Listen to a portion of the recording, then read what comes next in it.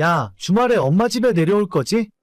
이 오빠가 드디어 장가 간다고 하는데 너도 내려와서 예비새 언니한테 인사해야지. 예비새 언니? 참나? 그거야 오빠 결혼식장 들어가기 전까지는 아직 모르는 일이지. 나는 이번 주말에 못 내려가. 이번에는 일단 부모님한테만 인사드려. 아니, 그래도 처음으로 큰맘 먹고 인사하러 오는데 가족들이 다 모여 있어야지. 넌 뭐가 그렇게 맨날 바쁜데? 나도 주말에 남자친구랑 약속 있다고. 예전부터 어렵게 예약해놓은 거라 어쩔 수가 없다. 미안. 근데 어차피 그 언니도 서울에서 회사 다닌다면서? 그럼 나중에 금요일 저녁이나 퇴근하고 만나면 되겠네. 굳이 엄마 집에서 만나야 하는 이유는 없잖아. 야, 옛날에는 내려오라고 하면 군말 없이 내려오더니 이제는 많이 컸다. 하남에 집을 사더니 이젠 시골은 내려가기도 싫다 이거야? 뭔 소리야. 여기서 집 이야기가 왜 나와? 내가 선약이 있어서 못 간다고 얘기했잖아. 어차피 오빠나 그 언니나 다 경기도 살고 직장도 서울인데 그냥 다음에 시간 내서 한번 보면 되는 거지. 꼭 이번에 다 같이 봐야 하는 법이라도 있어?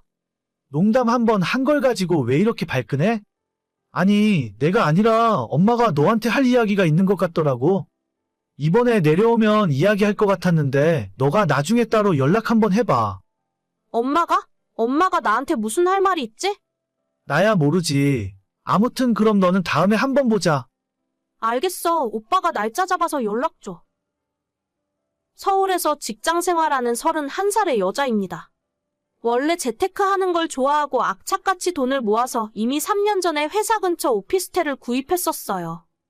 회사에서 걸어서 10분 거리라 정말 마음에 들었지만 만나던 남자친구와 결혼 이야기도 조금씩 나오고 주변에 시집간 친구들을 보니까 경기도에 아파트를 사는 것도 괜찮아 보였습니다. 오피스텔이 제가 샀을 때 가격에 비해서 2억 정도 오르기도 했고 그 사이에 모아놓은 돈과 나머지는 대출을 받아서 작년에 하남 아파트를 구입했습니다.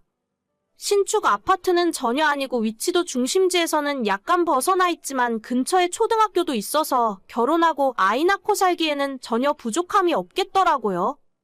6억 5천 주고 샀는데 대출을 2억 5천 받았고 남자친구가 결혼할 때 부모님에게 지원을 좀 받아서 대출을 싹 갚고 들어오기로 했습니다. 올가을쯤 결혼해서 살면 되겠다 생각하고 있었는데 친오빠가 먼저 선수를 치더라고요. 3살 차이에 저희 오빠는 20대 시절 통째로 부모님 돈만 흥청망청 쓰며 놀다가 보냈어요. 지금은 운이 좋게도 그럭저럭 괜찮은 회사에 취직해서 일을 하고 있지만 여전히 노는 걸 좋아하고 취직하자마자 차도 한 대 뽑아서 모아놓은 돈이 거의 없을 것 같았습니다. 그래도 장가 간다고 여자친구를 데려왔다는 걸 보니 뭔가 믿는 구석이 있겠거니 생각을 하고 있었는데 제 부모님한테 말도 안 되는 이야기를 듣게 되었죠. 엄마, 나한테 뭐 할 말이 있다고? 주말에 못 내려갈 것 같아서. 무슨 말인데? 지금 해. 주말에 왜 못 내려와? 너희 오빠가 결혼하겠다고 여자친구 데리고 내려올 텐데. 알아. 근데 내가 이번 주말에는 선약이 있어서. 어차피 오빠네는 나중에 서울에서 만나면 되잖아. 그래도 정식으로 인사할 때 같이 보면 좋은데. 너는 맨날 뭐가 그렇게 바쁘니? 아무튼 그게 중요한 건 아니니까. 너네 오빠가 올 봄에 결혼하고 싶대. 그래, 좀 빠듯하지 않아? 예식장 예약하기도 쉽지 않을 텐데. 아, 근데 엄마 있잖아. 나도 남자친구랑 올가을에 결혼을. 이미 속도 위반으로 뱃속에 아이가 있다는데 어떡하니? 신부 입장할 때 배 불러오면 안 되니까 빠르게 날짜 잡고 결혼시켜야지. 뭐? 임신했다고? 나한테는 그런 말 없었는데. 모르겠다 나도. 아이가 생겼다고 하니까 일단 빨리 결혼은 시켜야 할 것 같아. 아, 나도 올가을에 남자친구랑 결혼할 생각이었는데. 한 번에 다 가면 정신 사나워. 너는 내년이나 내후년에 가도 되니까 천천히 생각해라. 엄마, 내 나이가 몇인 줄 알아? 그렇게 미루다가 남자친구랑 헤어지면 평생 노처녀로 살아야 할지도 몰라. 걱정도 팔자다. 요즘에 30살 넘어도 잘만 시집 가더라. 아무튼 너희 오빠 장가 보내야 하는데 걔가 모아둔 돈도 없고 당장 들어가서 살 집이 없어서 걱정이야. 벌면 버는 대로 다 쓰니까 그렇지. 오빠는 적금 같은 거 하고 있긴 해? 나도 몰라. 며칠 전에 전화하더니 갑자기 결혼하겠다고 하잖아. 그나저나 집 때문에 걱정이다. 당장 올가을에 태어나면 아이 키우며 살아야 하는데. 오빠는 예나 지금이나 왜 그렇게 대책이 없어? 뭐 대출을 받던 어쩌건 알아서 하라 그래. 엄마 아빠도 돈 없잖아. 우리도 없지. 서울에서 집을 어떻게 구해주니? 우리 사는 집 팔아도 거기 전세금도 못 맞출 텐데. 아, 진짜 어이가 없네. 그 인간은 남의 집 귀한 딸 데려다가 무슨 짓을 하고 있는 거야?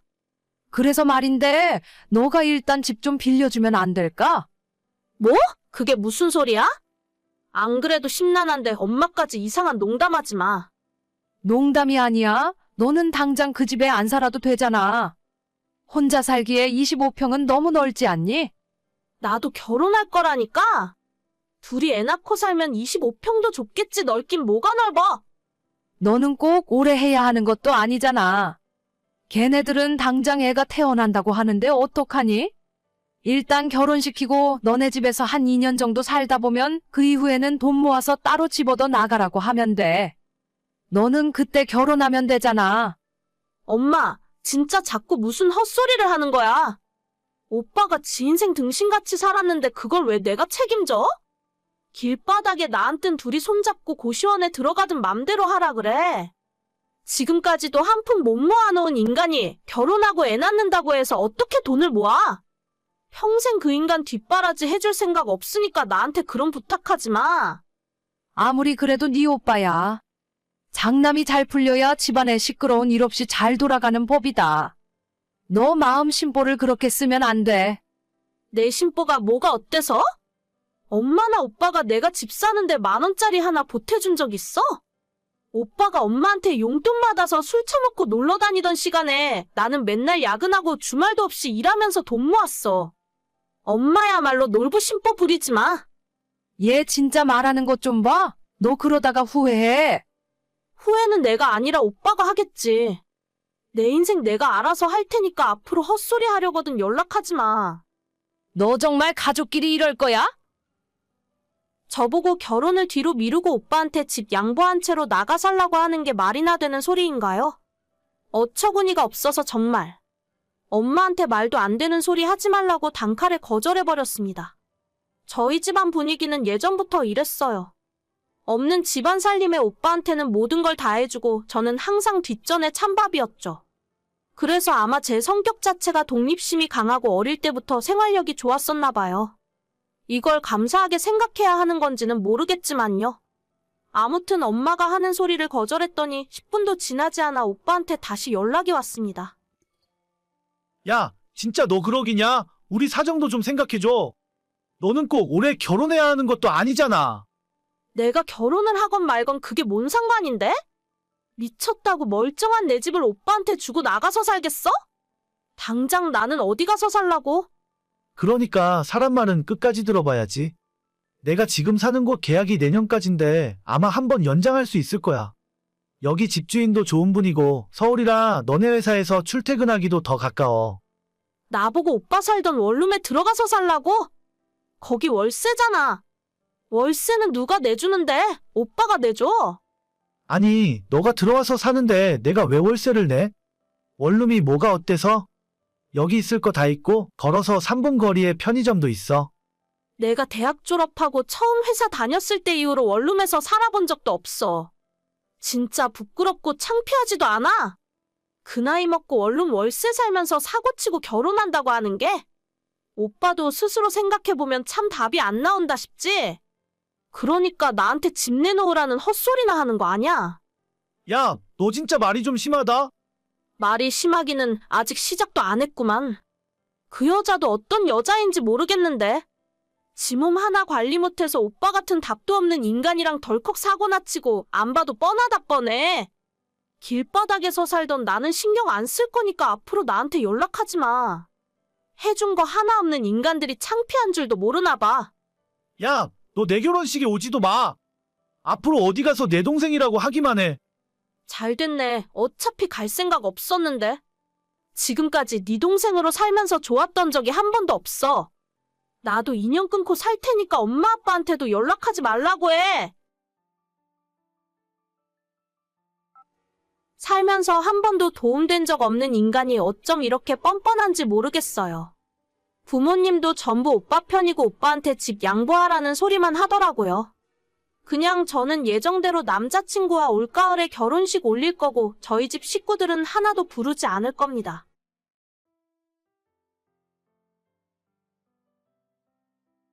아가씨, 우리 애 작아서 못 입게 된 옷이랑 새 옷도 2벌 사서 보냈어요. 그리고 보내는 김에 아이 영양제도 좀 넣었고 우리 애 잘 먹는 간식도 같이 보내요. 전부 우리 애한테 다 먹여봤던 거라서 안심하고 먹여도 돼요. 언니, 항상 너무 고마워요. 매일 언니한테 이렇게 받기만 해서 어쩌죠? 내년에 하영이 생일 때는 제가 선물 좋은 걸 해줘야겠어요. 아니에요. 어차피 크면서 못 입게 된 옷 보내는 거니까 신경 쓰지 않아도 돼요. 살림하랴, 애 키우랴 많이 힘들죠? 제가 집에서 살림만 하는데 언니에 비해 힘들긴 뭐가 힘들겠어요? 언니는 애도 키우고 밖에서 직장까지 다니고 있으니까 저보다 훨씬 바쁘고 정신도 없을 텐데 매번 이렇게 챙겨줘서 정말 고마워요.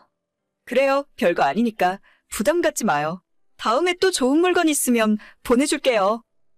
저는 7살 딸아이 키우고 있는 30대 후반의 워킹맘입니다. 그리고 신우는 저보다 3년 늦게 결혼했고 5살 딸아이를 키우고 있어요. 평범하게 맞벌이하며 부족함 없이 살고 있는 저희와는 다르게 신우는 신혼 초부터 지금까지 결혼 생활에 굴곡이 많더라고요. 하는 일마다 다 안 되고 신우 남편 장사하던 것도 아이 태어나고 얼마 못 가서 망해버리고 신우는 결혼 전부터 멀쩡히 다니던 회사가 한순간에 망해서 문 닫는 일도 생겼어요.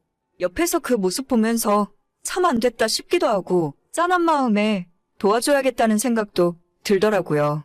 결국 같이 비슷한 또래 딸 키우는 입장에서 조금씩 챙겨주기 시작했습니다. 언니, 나 너무 힘들어요. 집에서 애만 보는데도 가끔은 답답하고 화가 나서 미치겠어.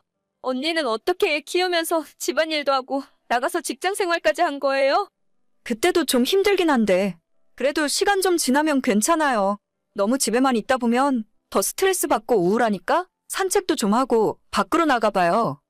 방금 엄마한테 전화했더니 애 키우는 거 다 그렇다면서 징징대지 말라고 하던데 진짜 이런 말 해주는 사람은 언니밖에 없다.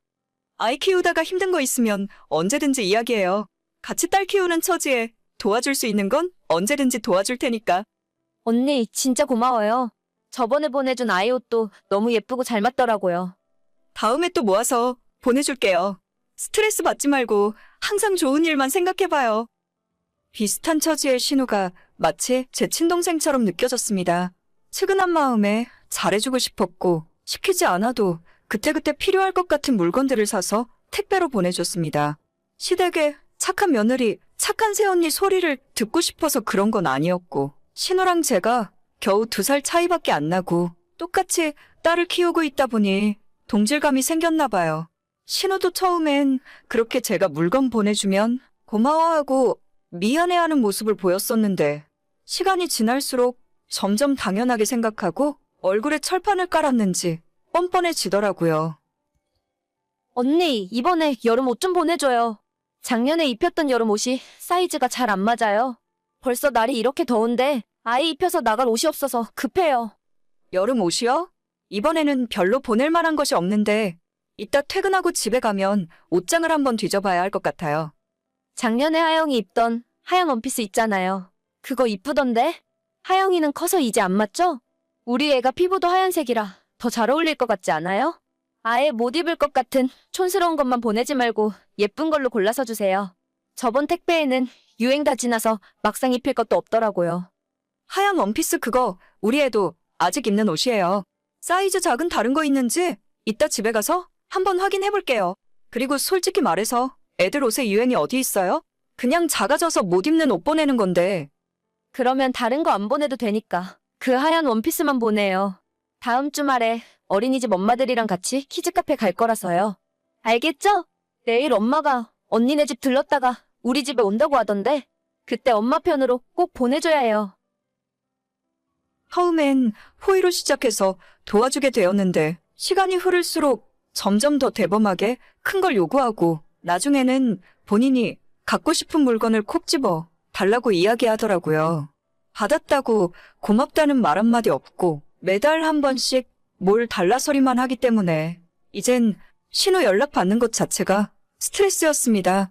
옆에서 보고 있던 남편도 처음엔 동생 사정이 딱하다고 불쌍해하더니 요즘 들어서는 자기 동생이 싸가지가 없다면서 아무것도 해주지 말라고 하더군요. 유행이 지났네 어쩌네 투덜거려도 어찌나 제가 주는 옷을 잘 입히는지 아이 사진 찍어서 시댁 단톡방에 올라올 때는 항상 제가 보내준 옷만 입고 있더라고요. 그렇게 신경 많이 쓰고 없어도 좋은 거 선물해주려고 노력했는데 이제 와서 고맙다는 소리 하나 못 듣고 신우한테 호구 취급이나 당하고 있으니 저도 이젠 해주기 싫더라고요. 언니, 하영이 작년에 입히던 여름 옷 좀 싹 다 보내주세요. 저번에 제가 말한 하영 원피스 그거 왜 안 보내셨어요? 하영 원피스 그거 우리 딸 입히면 진짜 이쁠 것 같은데? 대체 지금 무슨 소리예요? 하얀 원피스는 지금도 잘 입히고 있어서 못 보내드려요. 그리고 제가 확인해보니 이제 작아서 못 입히는 옷은 없더라고요. 얼마 전에 옷장 정리하다가 중고로 다 팔아버렸거든요. 네? 뭐라고요? 아니 그걸 왜 팔아요? 우리 딸은 올여름에 뭐 입히라는 거예요? 나 갑자기 언니한테 서운해지려고 그러네. 제가 아이 옷 보내줘도 아가씨가 별말도 없길래 이젠 안 좋아하는 줄 알고 다 팔아버렸죠. 전부 백화점 옷이라 그런지 생각보다 비싸게 팔리던데요? 앞으로는 그냥 중고로 동네 아줌마들한테 팔아버릴 생각이에요. 아니 올해는 우리 애 입히려고 기다리고 있었는데 그걸 저한테 상의도 없이 언니 마음대로 팔아버리는 게 어디 있어요? 날도 더워 죽겠는데 애는 입힐 옷도 없고 진짜 미치겠네? 앞으로도 전부 중고로 팔아버릴 거니까 괜히 택배 기다리지 말고 아이 옷 정도는 직접 사다가 입히세요. 갑자기 이러면 내가 무슨 돈이 있어서 옷을 사 입혀요? 그러지 말고 일단 몇 벌만 보내봐요. 언니, 내 말 듣고 있어요? 언니! 신우가 꼴도 보기 싫어서 카톡에 대답도 안 하고 뒤이어 걸려오는 전화도 받지 않았어요. 남편도 제 이야기를 듣더니 이번 기회에 신우의 거지 같은 버릇 좀 고쳐야 한다면서 잘하고 있다고 앞으론 절대 공짜로 아무것도 해주지 말라고 하네요. 처음에는 제가 좋아서 시작한 일이지만 고마운 줄 모르고 당연하게 생각하는 신우에게 더 이상 아무것도 해줄 생각이 없었습니다. 제가 신우의 연락을 다 피하고 모르는 척 했더니 며칠 후에 시어머니한테 연락이 오더라고요. 어머마, 그래도 가족인데 웬만하면 서로 싸우지 말고 잘 지내야지. 애기 옷 같은 건 원래 친척 형제들끼리 서로서로 물려입는 거야. 야박하게 중고로 팔아봐야 얼마나 받는다고. 그걸 낼름 팔아버리고 그러니? 어머님, 돈이 중요한 게 아니라 저도 얼마 전까지는 좋은 마음으로 보내줬는데 아가씨가 고맙단 말은커녕 이상한 소리를 하니까 이젠 안 하려고요. 이건 이쁘다, 저건 안 이쁘다, 유행 지난 옷 보내지 말라는 소리 들으면 세상 어느 누가 나눠주고 싶겠어요? 그래도 그렇지. 걔가 너를 얼마나 따르고 좋아했는데 너가 그러면 안 된다. 형편에 여유 있는 너희가 양보하고 동생한테 도와주면서 살아야지. 저도 지금까지 좋은 마음으로 그러려고 했는데 이젠 더 이상 못하겠어요. 아무리 어머님 부탁이라도 안 하고 싶어요. 으이고, 너도 참 속 좁다 속 좁아. 시모가 아무리 뭐라 하더라도 아무것도 보내지 않을 거예요. 신우는 기분이 단단히 상했는지 저랑 남편에게 연락 한 번 한 적 없네요. 그러거나 말거나 어차피 서로 사는 지역도 다르고 1년에 한두 번 얼굴 보는 것이 전부라서 앞으로도 그냥 없는 사람처럼 생각하려고요. 작아서 입히지도 못하는 아이 옷을 신우에게 선물로 주면서 고맙다는 말 듣고 답례받으려고 시작한 것도 아니에요. 그래도 사람이 누군가에게 도움을 받으면 당연히 고맙다 하고 한편으론 조금이라도 미안한 마음을 가져야 정상이라 생각하는데 너무 뻔뻔한 신우의 태도가 당황스럽기까지 하더라고요. 마치 저한테 맡겨놓은 물건을 돌려달라는 줄 알았어요. 사실 이건 시댁 사람들에게 비밀인데 그동안 작아서 못 입게 된 저희 아이 옷은 중고로 판 적은 단 한 번도 없고 주변 친구들이나 제가 아는 동생들 중에 비슷한 또래 아이 키우는 사람들에게 전부 공짜로 나눠줬어요. 그 사람들은 가족도 아니고 따지고 보면 남인데 다들 한결같이 선물 받으면 고맙다 말하고 저한테 식사나 커피라도 사주거나 우리 아이 장난감이라도 선물해 주더라고요. 하지만 신우한테는 시원한 물 한 잔 얻어먹어 본 적이 없습니다. 그거 하나만 봐도 이번 기회로 인연 끊고 손절하길 정말 잘한 것 같습니다. 동생은 무슨 동생인가요? 시자는 어쩔 수 없는 시자인 거죠. 오늘의 사연은 여기까지입니다. 구독과 좋아요, 알림 설정은 많은 힘이 됩니다. 다들 행복하시고 좋은 하루 되세요.